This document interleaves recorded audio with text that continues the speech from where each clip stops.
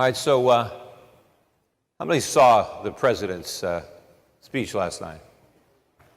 I guess that was the official kickoff of the Trump re-election campaign, masquerading as his missed State of the Union address.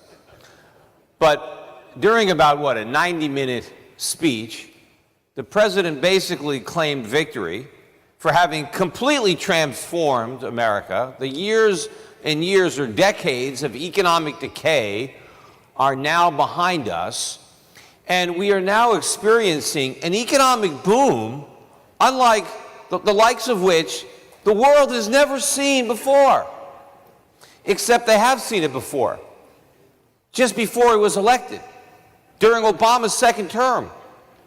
There's basically no substantive difference. Oh, you guys have short memories.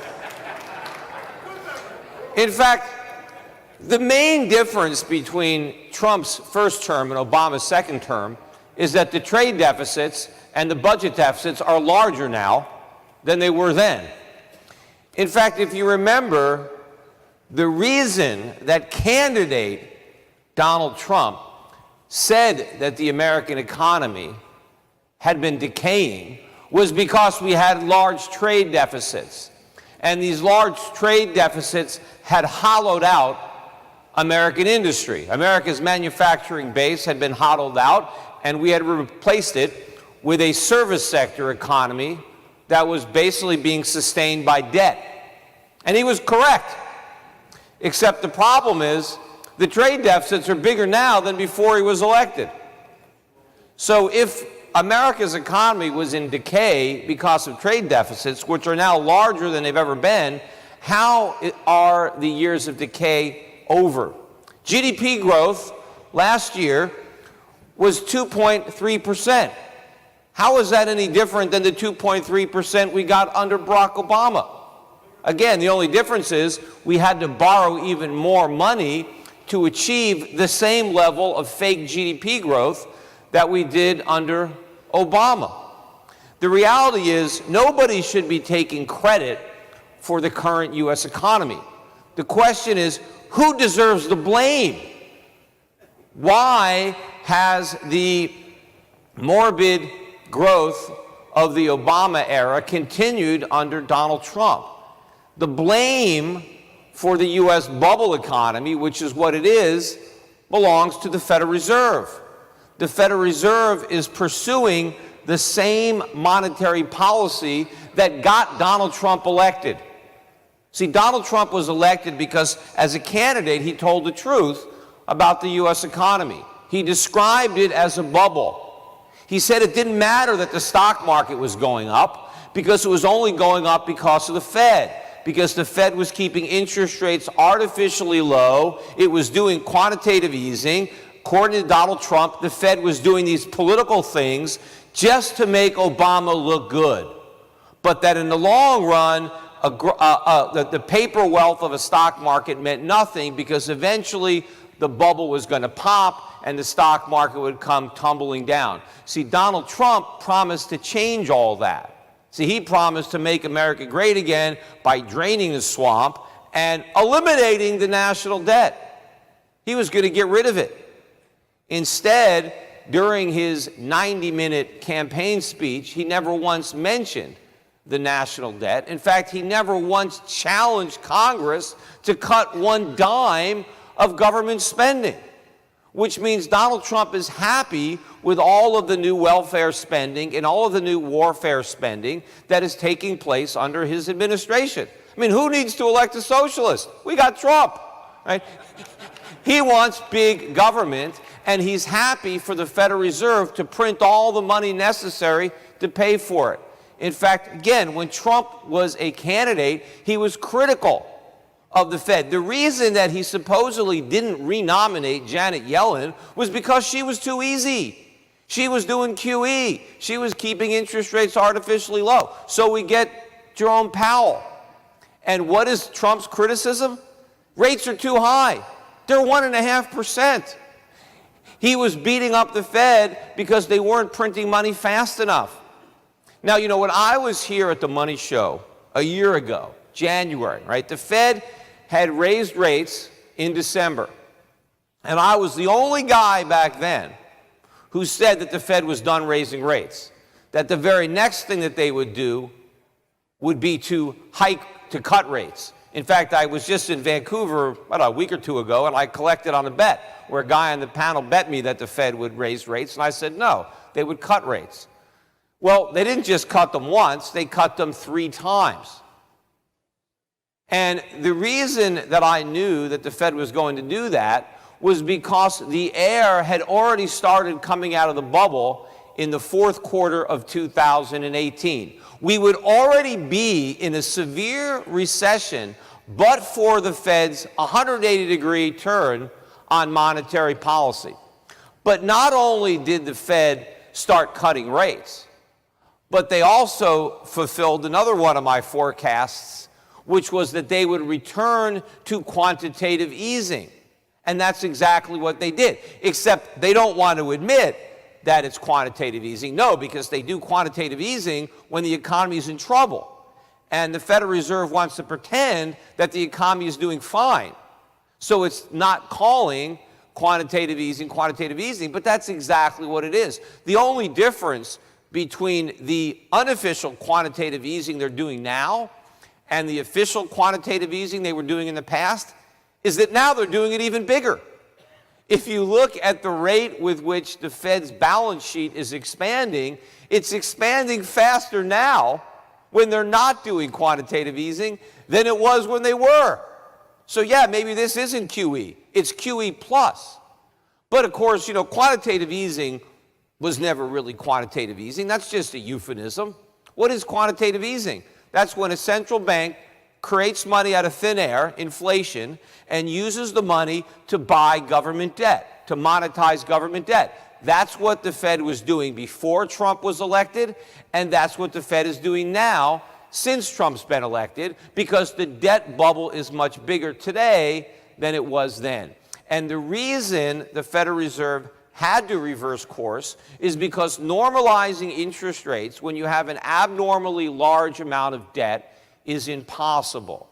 And that's what I was saying for years. In fact, before the Fed even tried to raise interest rates, because they were, talking about the normalization process for years, but before they even embarked on the journey, I said it was impossible to finish, that there was no way the Fed was ever going to be able to deliver on its promise to normalize rates. And I was right.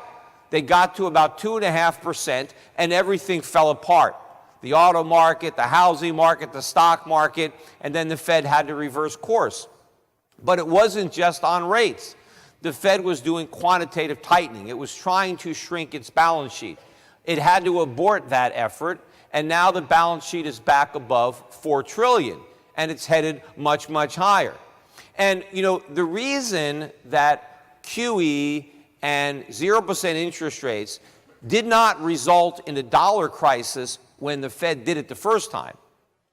The reason that the price of gold stopped going up when it hit 1,900 and pulled back to 1,000 was because the Fed was able to fool everybody into believing that they actually had an exit strategy, that this monetary policy was just temporary, that they were actually going to, basically get everybody to take on all kinds of debt by bringing interest rates to zero and monetizing all this debt, and then they were just going to pull the rug out from under everything, and everything was going to be fine.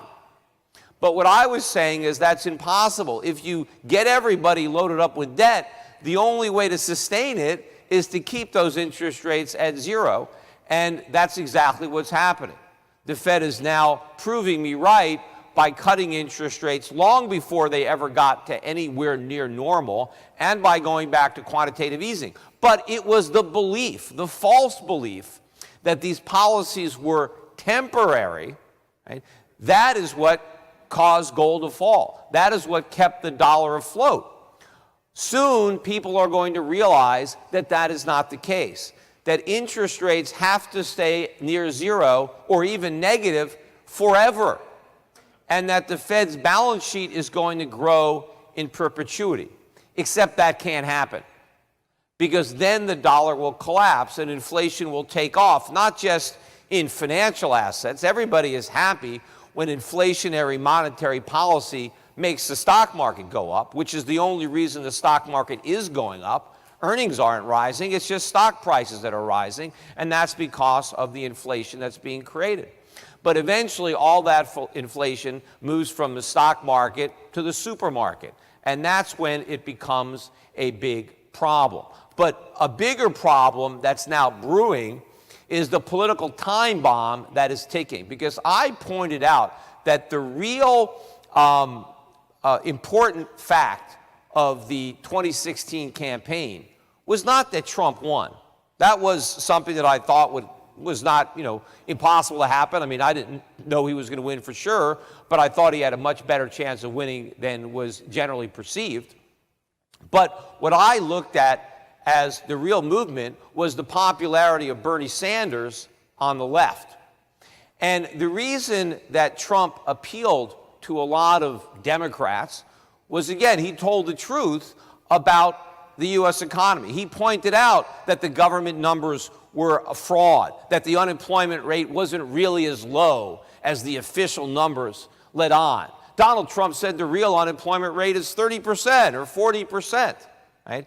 And he accurately described the bubble and that the economy wasn't doing nearly as well as the administration claimed or as Wall Street claimed. And so those comments struck a chord. Trump is now in the opposite position. He's not talking about draining the swamp. He's now the swamp. Right? He's now trying to sell the same BS economic data that Hillary Clinton was trying to sell on behalf of Barack Obama. He wants a lot of people to think that the economy is booming when they know that it's not. I mean, I think there is some optimism. I think there's some hope out there that things are going to get better, even though the indications are that they're not. Why are the budget deficits as large as they are? If we really had a booming economy, the deficits would be shrinking, not growing. Trump talks about manufacturing. Well, as a share of employment, manufacturing represents a smaller share of the U.S. economy now than it did before he was elected. He's bragging about the fact that 70% of the jobs that have been created since he was elected, were filled by women. Well, one of the reasons that women are getting so many jobs is the manufacturing jobs aren't there. And a lot of the women who are working are married and have kids, and they'd rather not work. A lot of them are working because they have no choice, because the economy isn't nearly as strong as the president claims. And I think because Donald Trump failed to deliver on his promise, that now I think the voters are likely to buy another false promise, and that's one of socialism.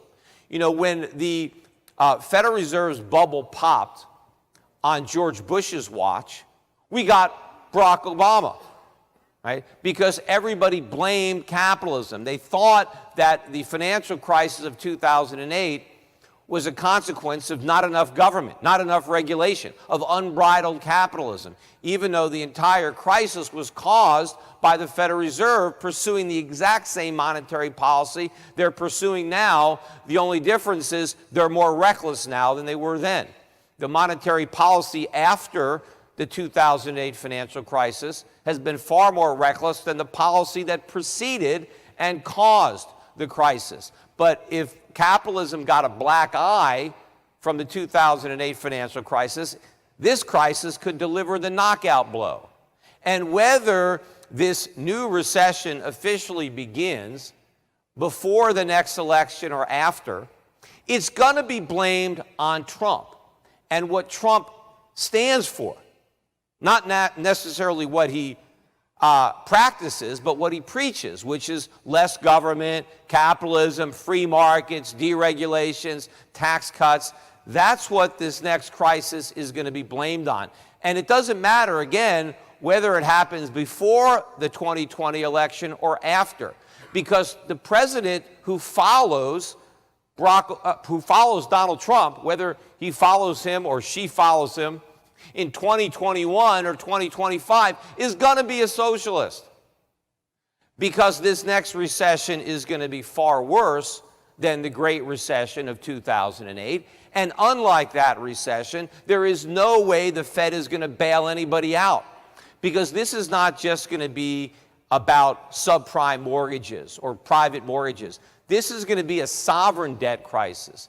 This is going to be a currency crisis. See, the Fed was able to bail out the economy or all the bad debt by buying it and substituting Treasury debt for mortgage debt when people wanted it and when people wanted dollars. But when nobody wants treasuries and nobody wants dollars because people finally understand what's going on, and if we had record budget deficits under Donald Trump, if the national debt was increasing by 1.2, 1.4 trillion per year under a Republican president in supposedly good times, imagine what's going to happen to the budget deficits in a recession with a Democratic socialist president and a sympathetic Congress. What happens when we have $3-4 trillion a year budget deficits?